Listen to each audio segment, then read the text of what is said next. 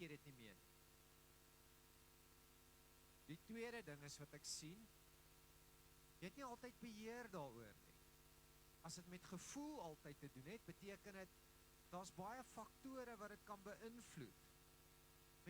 Met ander woorde, liefde is nie 'n instandhoudende ding nie. As ek voel, ek het jou nie meer lief nie, dan is dit klaar. Ek sien liefde het 'n gebruikswaarde gekry. Dit gaan oor my behoefte wat ek het en dit moet vervul word.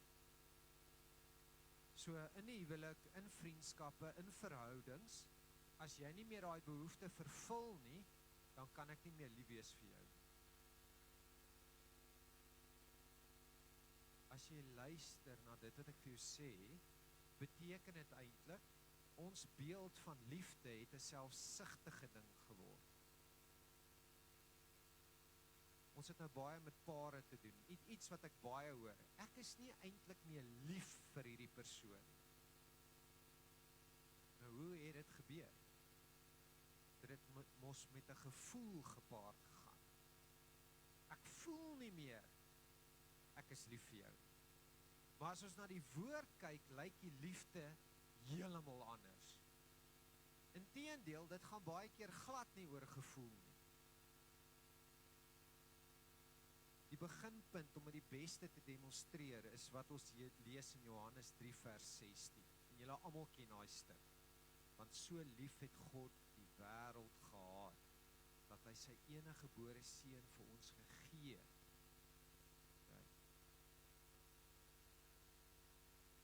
Wat se tipe liefde praat hy daarvan? Agape, 'n goddelike liefde. 'n Liefde wat iets is wat ons as mense moeilik verstaan. Die dag toe die Here die mens geskaap het, het hy hom geskape met die oog op daai tipe liefde. Dis 'n liefde wat nie op voorwaardes funksioneer nie. Daai liefde is nie afhanklik vir waar jy is nie.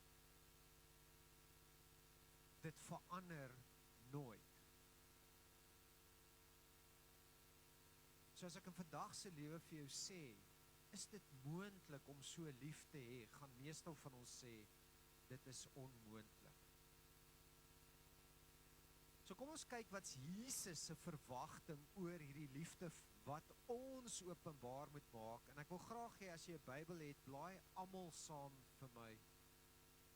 Ek gaan baie skrif vandag gee. Ek is Johannes 15. Johannes 15.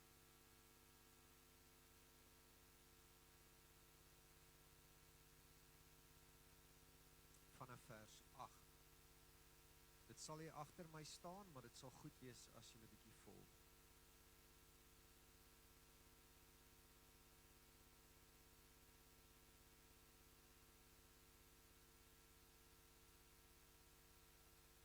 Hierin is my Vader verheerlik, dat julle veel vrug dra, en julle sal my disippels wees. Soos die Vader my lief gehad het, het ek julle ook lief gehad. Bly in hierdie liefde van my. As julle my gebooie bewaar, sal julle in my liefde bly. Net soos ek die gebooie van my Vader bewaar en in sy liefde bly. Dit het ek vir julle gesê, dat my blydskap in julle kan bly en julle blydskap volkome kan wees. Dit is my gebod, dat julle mekaar moet lief hê, net soos ek julle lief gehad het. Groter liefde het niemand as dit nie, dat iemand sy lewe vir sy vriende gee. Joh, Jesus se maatstap vir liefde is, as ek bereid is om my lewe neer te lê. Hy gee vir sy disippels 'n nuwe gebod. As ons in die begin kyk van waar Jesus se bediening begin het, en dit kan julle byvoorbeeld lees in Markus 12 vers 31, dan sê hy, ons moet mekaar lief hê soos wat ons onsself lief het. Jy moet jou naaste lief hê soos jouself. Almal ken dit baie goed. En aan die einde van Jesus se bediening kom hy sê, nee, ek wil nou hê, Jy moet jou vriend, jou naaste lief hê, die mense rondom jou, soos wat ek jou lief het. Ja, dit het verander. En ek dink Jesus se woord is nie anders nie. Ek dink die betekenis vir ons is net beter. Hy sê, jy moet ander lief hê, soos wat ek jou lief het, met 'n agape liefde. 'n Liefde wat nie verander as die persoon iets anders doen nie. 'n Liefde wat nie verdraai word deur die omstandighede nie. 'n Liefde wat konstant bly. Hy sê eintlik, die bewys dat ons sy disippels is, lê in dit. Nou ek dink nie dis vir ons nuwe nuus nie. Ek dink ons weet dit almal. Maar in praktyk, hoe lyk dit? Is dit moontlik om so iets te doen? Want vir 'n mens uit ons vlees, as ek net na my huwelik kyk, klink dit vir my heeltemal onmoontlik. Kom ons blaai na Romeine 5. Ons kyk bietjie wat sê die woord uit praktyk vir ons. Is dit moontlik? Romeine 5, ek gaan lees van vers 1.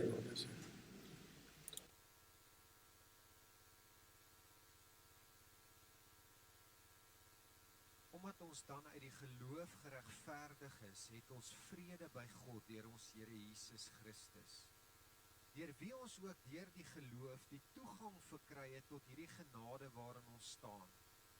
En ons roem in die hoop op die heerlikheid van God. En nie alleen dit nie, maar ons roem ook in die verdrukkinge, omdat ons weet dat die verdrukking lydsaamheid werk, en die lydsaamheid beproefdheid, en die beproefdheid hoop.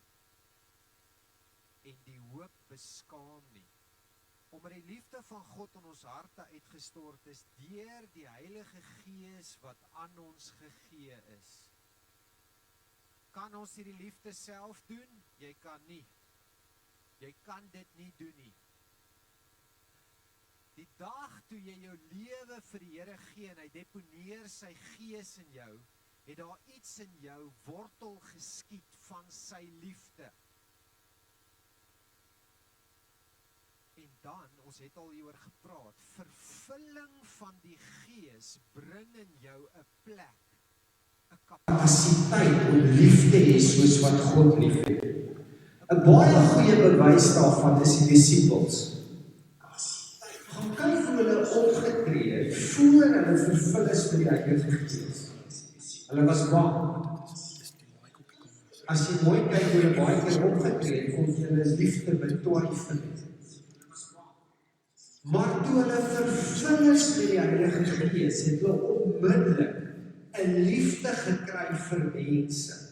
En die bewys daar lê, Petrus staan onmiddellik op en begin vir die mense praat en preek oor wat die Here se bedoeling vir hulle is. Hy praat oor dat hulle gered moet word. Daar's een ding wat kenmerkend is, as die Here se liefde jou begin druk, is een van die grootste goed gaan verander. Jy gaan 'n dringendheid kry oor mense se lewens. Ek noem dit dalk 'n liefdesbesorgdheid. Maar dit kom net deur die Heilige Gees. Ons kan nie self so lief hê.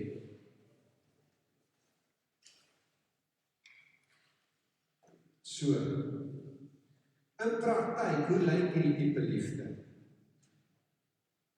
Hoe sien die Here hierdie liefde? Hoe toets ons dit? Wel, as ons gaan kyk na die skrif, is daar baie daaroor gesê.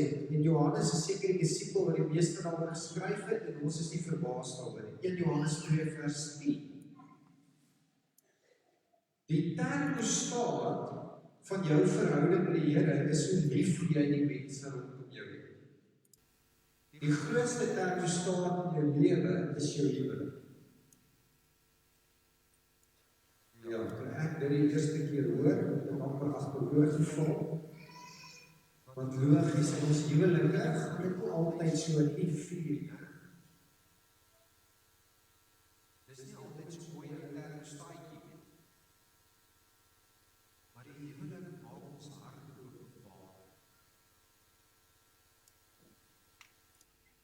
sê, wie sy broeder liefhet, bly in die lig.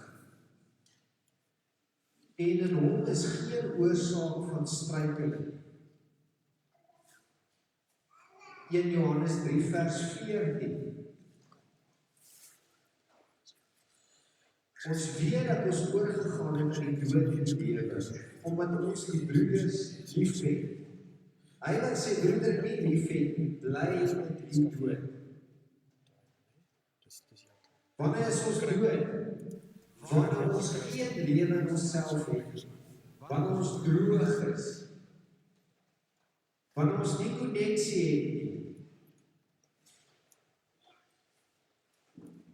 Dis 'n doen liefde hierdie, dis nie net 'n praat liefde nie, dit gaan oor na dade.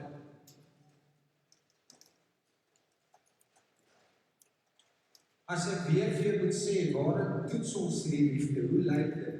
Dan lees ons in 1 Johannes 3 vers 16 tot 18, weer eens, dis om jou lewe neer te lê.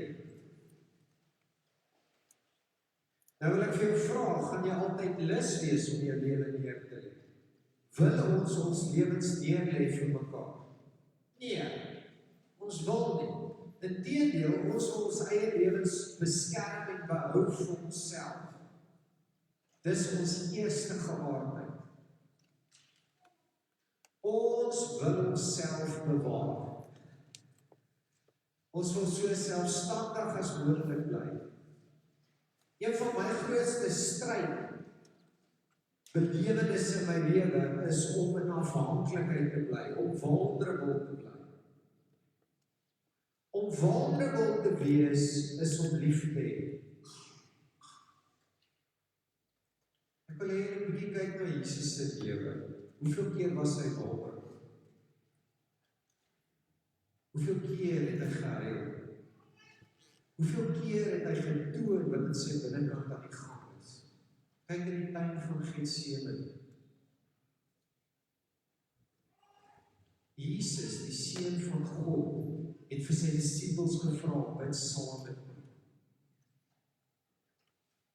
Die Seun van God.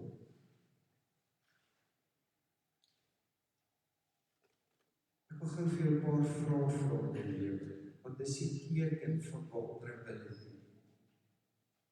Beteken dat jy jouself oopstel vir liefde, soos wat die Here se bedoeling is.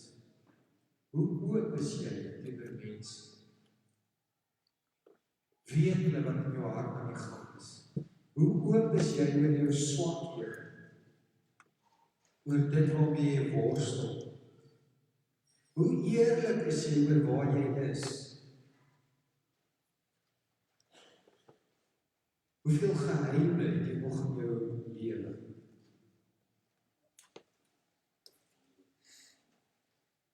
Ons was gister by 'n verjaarsdagparty van 'n kind en ek het net iets besef, ons het gepraat oor om 'n getuienis te hê.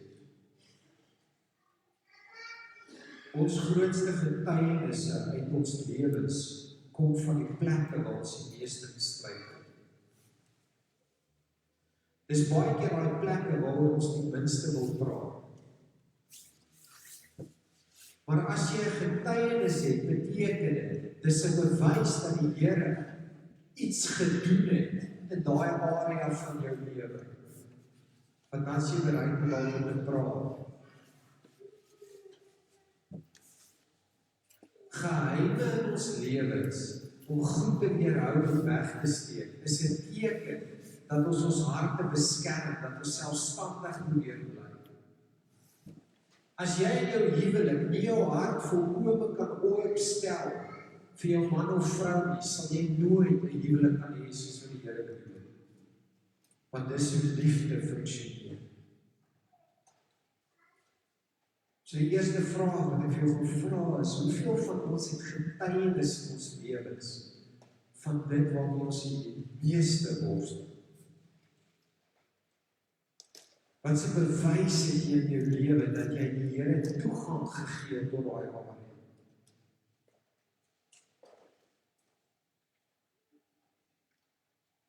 Ons Afrikaners het so geneigheid, ons wag tot iets op 'n groot moeilikheidspunt is, voor ons bereid is om ons lewens oop te stel.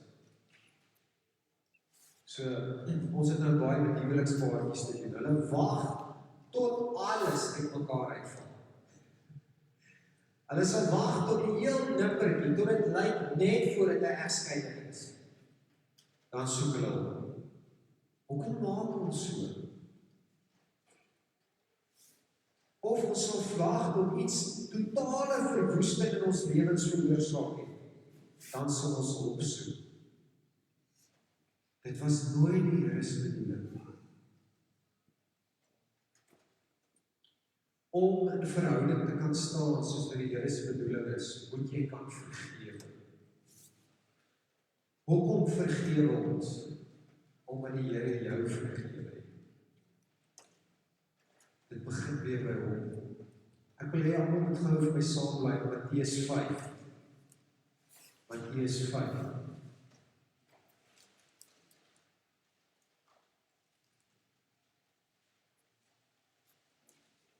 Vers 23 en 24. Ek het met die Here baie beklei oor hierdie stuk. Ek het eintlik vir hom probeer oorreed dat dit 'n tikfout is. Want dit is glad nie wat ek dink hoe hierdie goed werk. Okay, so kom ek skep net vir jou 'n scenario. Jy gaan na jou binnekamer om te bid. En jy beleef iemand anders het iets teen jou. Nou dis al klaar vir my 'n glips. Ek kan verstaan as ek iets teen iemand het, maar nie wraggies, hierdie skrif sê nie dit nie. Hierdie skrif sê as iemand iets teen jou het. Ek bedoel, dit is mos nie my skuld as iemand iets teen my het. Dis iets wat hulle moet uitsort. Dis ons wat ons logika sê. Dis sy probleem. Die skrif sê nee. As jy nie jou binnekamer toe gaan en jy bid en jy leef iemand het iets teen jou, moet jy na hulle toe gaan. So, ek het dit vir 'n ruk glad nie gedoen nie. Ek het beleef 'n paar mense het 'n paar goed teen my. En uiteindelik is ek heilig genoeg. Ek besluit ek maak 'n afspraak. Nou wil ek net vir julle sê wat gebeur. So, ek het 'n oud student van my, ek beleef by die werk, sy het iets teen my. En ek het met haar 'n vergadering belê, vir my afspraak, ek het beter vergadering baie goed. En ek gaan sit en ek sê, luister, ek beleef jy iets teen my. Ag Heer, ek het dit skaars gesê, ek het sy vir 20 minute vir my vertel, wat sy alles teen my. Okay, so ten eerste is dit glad nie wat ek verwag het nie. Want as jy heilig optree, is dit nie hoe dit moet loop nie. En ek bedoel, ek het nie 'n woord uitgekry nie. En eers dog ek gaan nou haar mooi vertel, sy is verkeerd. En ek voel die Here sê, dis nie hoe hierdie goed werk nie, jy vra net vergifnis. En ek sê vir ek is jammer. Sy sê sy kan dit nie aanvaar. Dan wil ek vir jou sê, die afspraak het glad nie uitgewerk soos wat ek gedink. My beeld was, man, dit so mooi afgesluit het. En dan kan ek ook goed vir jou sê wat my prentjie was. Niks daarvan het gebeur. Dis my vraag. Wat nou?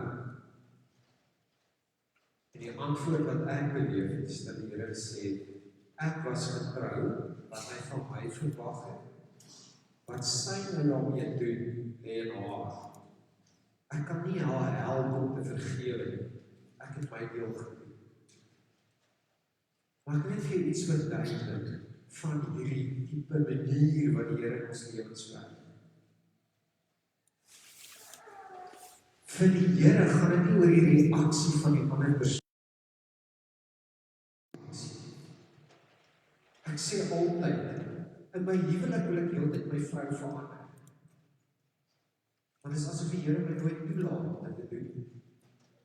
Ek kan verander. Ek kan nie haar verander.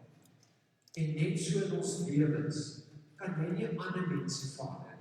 Jy kan jou gedrag verander. En dis hoekom die Here hierdie goed omgooi, as wat ons dink. En ek moes al 'n paar mense om vergifnis vra. Nie omdat ek vir hulle kwaad is, omdat ek beleef hulle is kwaad vir my. En baie van my gesprekke het nooit goed uitgedraai. Baie mense is omkant geval. Of is nog kwaader as jy met hulle praat, want hulle kry kans om alles te na die lig te bring. Maar dis wat die Here sê. En dan maak dit nog moeiliker. Hier is nog 'n bietjie makliker. As jy na vers 43 toe gaan, dan sê hy dit nog verder. Hy sê, jy moet jou naaste lief hê en jou vyand moet jy haat. Dis wat die publiek vir ons sê. Hy sê, nee, jy moet julle vyande lief hê. Nou vir my is 'n taxi-driver en deesdae 'n vyand, ek moet hom lief hê. Kijk, so ek nie allerhande lelike goed van die perd sê, as hy voor my indryf. Seën die wat julle vervloek. Doen goed aan die wat julle haat. En bid vir die wat julle beledig en julle vervolg, sodat julle kinders kan word van julle Vader wat in die hemel is. Want hy laat die son opgaan oor die slegtes en die goeies. En hy laat dit reën op die regverdiges en onregverdiges. Want as julle lief het die wat julle lief het, watter loon het julle dit dan? Doen die tollenaars nie ook dieselfde? Dit wat Jesus hier beskryf, is die agape liefde. Daai liefde is nie afhanklik van wat die ander persoon doen. As iemand jou vloek, verdien hulle uit 'n wêreldse oogpunt nie jou liefde. As iemand jou beledig, as iemand jou vervolg, hoekom sal ek vir daai persoon wil bid? Ek het 'n pel gehad op stadium, as jy toe hy op skool was sy onderwyser op baie sleg baan. En hy sê, hy gaan soek op die internet die ergste siektes wat hy kan kry. En hy bid dit toe vir die ou toe. Hy sê, ek bid Here dat jy vir hierdie ou hierdie siektes sal gee. En nou lag ons sê, shoot, dit is verskriklik. Maar dit is presies hoe ons baie keer voel. Ek wil baie vir Here sê, ek sê lus om daai ou te vergewe. So ek is, die Here weet nog wat daar is, so dit is eerlik te doen. Daar's baie keer mense, toe ek 'n selleier was, wat net ek hou nie van hom. Daar's baie keer ek nie vir my kinders hou, of my vrou, of my naaste.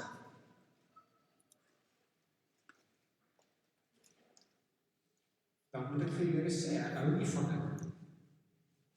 Maar dan moet ek ook die Here toelaat om iets in my te verander. Ek moet 'n besluit neem. So meeste gevalle as iemand die irritasie vir my word, weet ek die Here gaan vir my sê, ek wil lief hê. En dan gaan die Here vir my vra om goed te doen, wat daai liefde weerspieël. Om iets vir hulle te doen. Dit gaan altyd gepaard saam met 'n daad. En gebed is een van daai dade. As ek 'n bewys wil hê of jy my regtig lief het, dan sal jy ook vir my bid. Ek bedoel, as ek vir meeste van julle vra, hoe baie bid jy vir jou huis, jou familie? Ek bid aanhoudend vir my kinders en my vrou, want ek het hulle lief. Dis 'n bewys. En wil ek vir jou vra, die mense wat jy die meeste irriteer, ons kan daar praat oor die regering, die munisipaliteit, jou werkgewer, 'n ou wat saam met jou werk, jou familie, jou skoonfamilie, ek weet, dan sê die Here, seën hulle, doen die omgekeerde as wat liefdeloosheid is.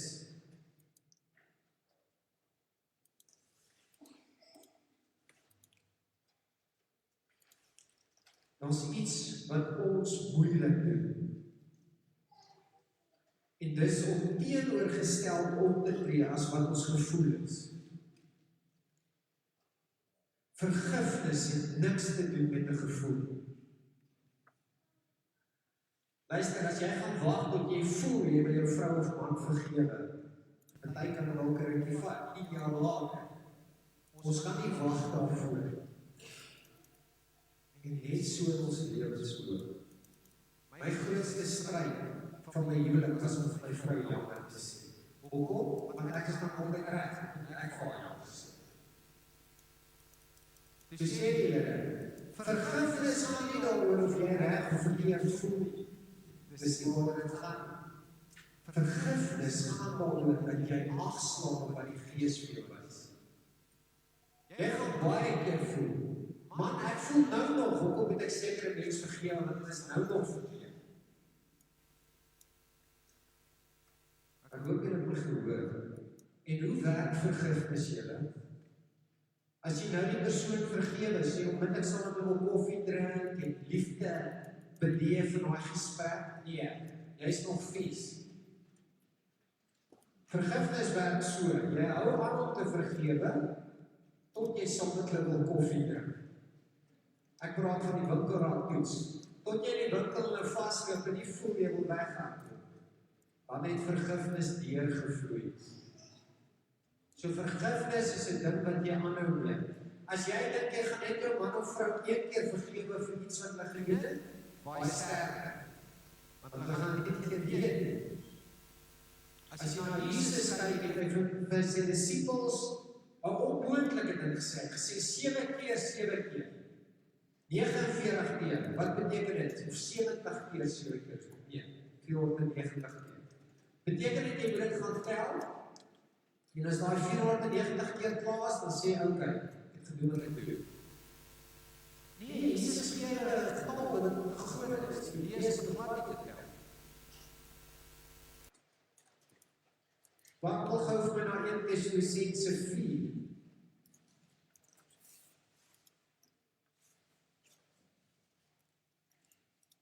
Hy skryf Paulus, vers 9.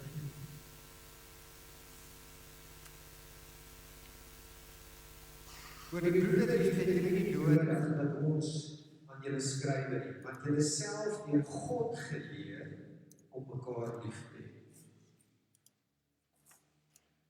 Die enigste plek waar jy kan leer om lief te hê, is by die Here.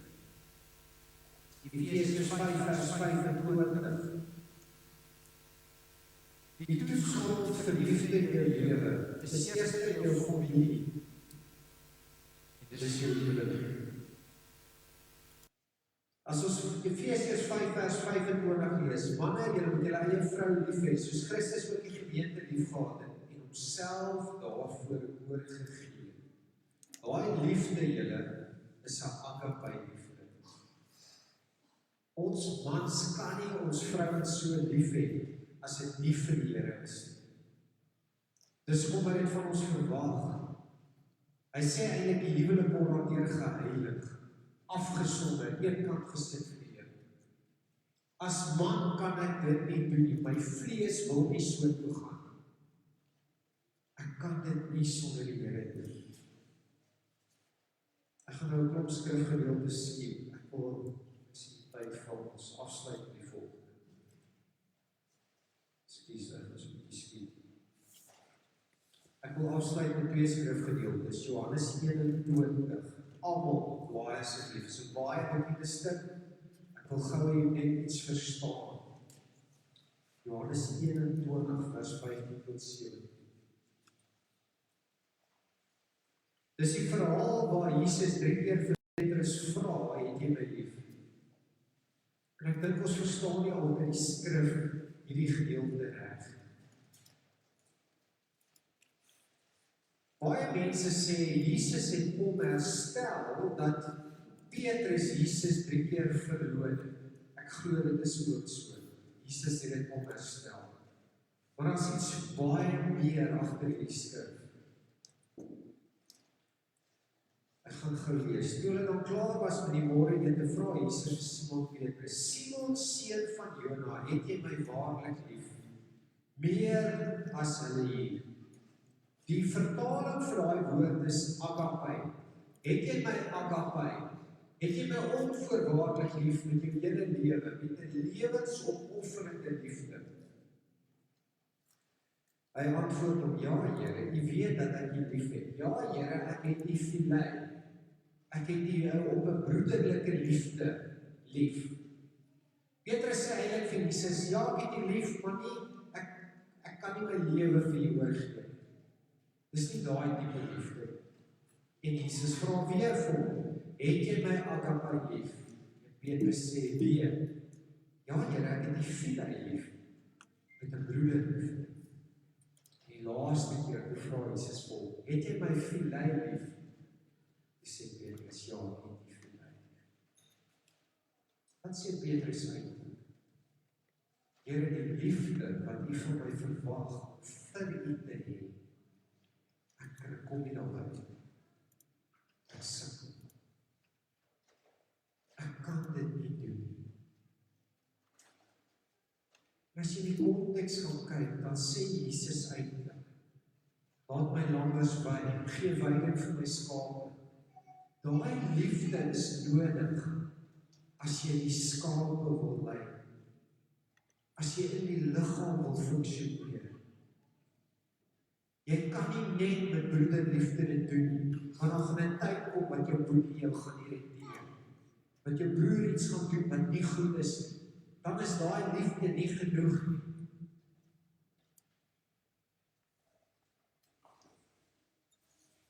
So selfs Petrus het gesukkel. En ons weet dat toe Petrus die Heilige Gees ontvang het, daar iets verander. Die heel laaste skrif waarmee ek julle weg gaan stuur, is Johannes 15 vers 4 en 5. Die geheim van die liefde. Bly in my soos ek in julle.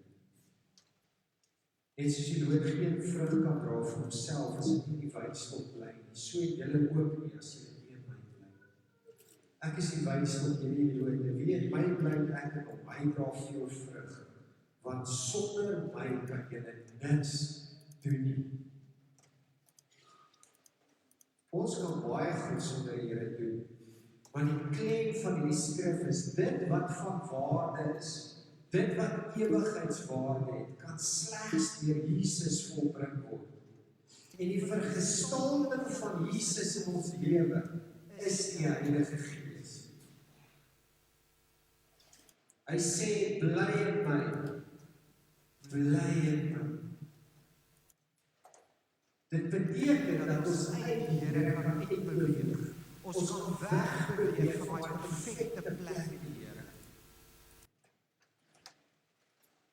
So dit beteken julle om verhoudings te hê soos wat die Here se bedoeling in die liggaam is om in hom te bly. Die beginpunt bly hom. As jy nie die Here se liefde vir jou ontdek, dat hy dit vir jou demonstreer, wys, dat jy 'n openbaring daarvan het, gaan jy nooit kan funksioneer in hierdie tipe liefde wat hy van jou verwag. Nooit. Ons kan nie.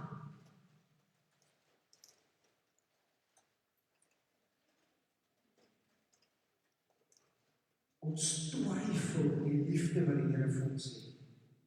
Ons twyfel of ons goed genoeg vir hom is. Ons twyfel in die feit, kan hy 'n mens soos ek enigsins so lief het, dat hy enigiets vir jou sal doen, enigiets om jou ewigheid te bewerkstellig. Dis omdat die Here jou lief het, dat jy ander kan lief hê. Ons geen ander manier om dit te doen. En waarvoor die Here jou uitdaag in hierdie tyd, is om daai liefde te ontdek en te beoefen. Dis 'n liefde wat jou hart op gaan dring. Daai druk beteken om jou hart vas te hou. Ons kry 'n bediening van versoening. Hier is versoening. Die Here is 'n verhoudingsgod. So as jy liefde optree, is dit altyd met die doel om te versoen, om 'n verhouding te herstel. Ek het al so baie keer beleef, hier is 'n moeilike onderwerp, dat mense wat geskei is, dat die Here se bedoeling is, dat hy herstel sal wees. Want hy soek versoening. Dat 'n seun en 'n pa wat 10 jaar laas mekaar gepraat het, dat daar versoening sal kom. Dis is om die Here op plekke waar die versoening in die liggaam is, iemand uitstuur om vergifnis te vra, sodat daar weer versoening kan kom. Jy kan dit net hierdie Here doen. Jy is te trots. Jy het te veel redes om dit nie te doen. Ek ken 'n ou wat al sy goed verloor het, want hy borg geteken het vir iemand anders. Alles.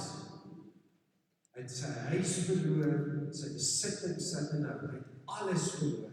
Hy sê hy het die ou gehaat met 'n passie. En die Here sê, ek wil hê die persoon seën.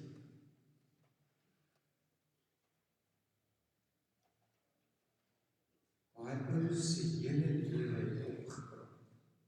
Hoekom? Want hy het in liefde geopereer teen wat die logika is. Die Here het 'n kans gekry om homself te toon. As jy nie vergewe, as jy nie opereer in liefde, is daar baie mense wat nooit die Here se liefde sal ontdek. Jy word geroep, want jy is in hom gegee. Moenie dink iemand anders gaan dit doen. Ek hoop julle het my vandag gehoor.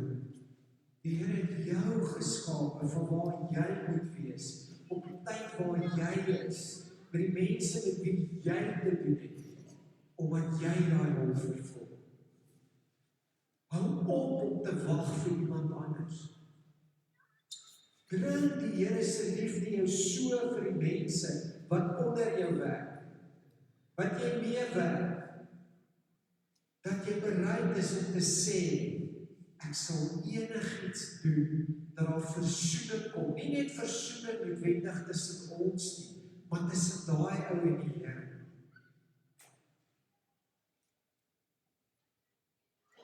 Hier is 'n seisoen waar ons inbeweeg, wat die Here se koninkryk openbaar.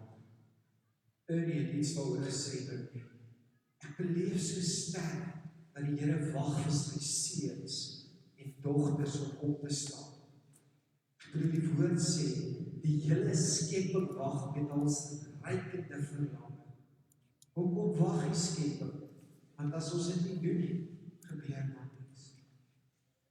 Ons sluit dit.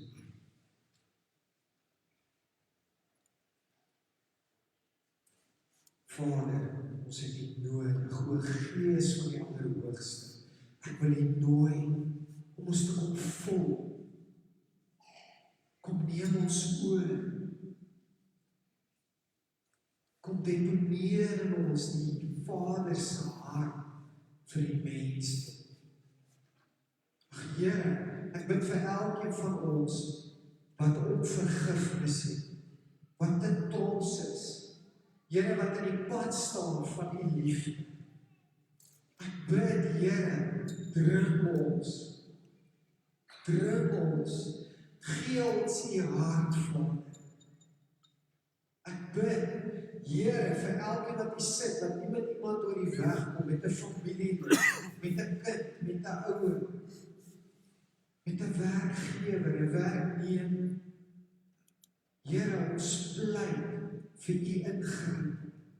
Ons pleit, Here, dat U sal kom en so ons harte sal bewerk, dat ons nie anders sal kan as om in liefde na daai persone te gaan.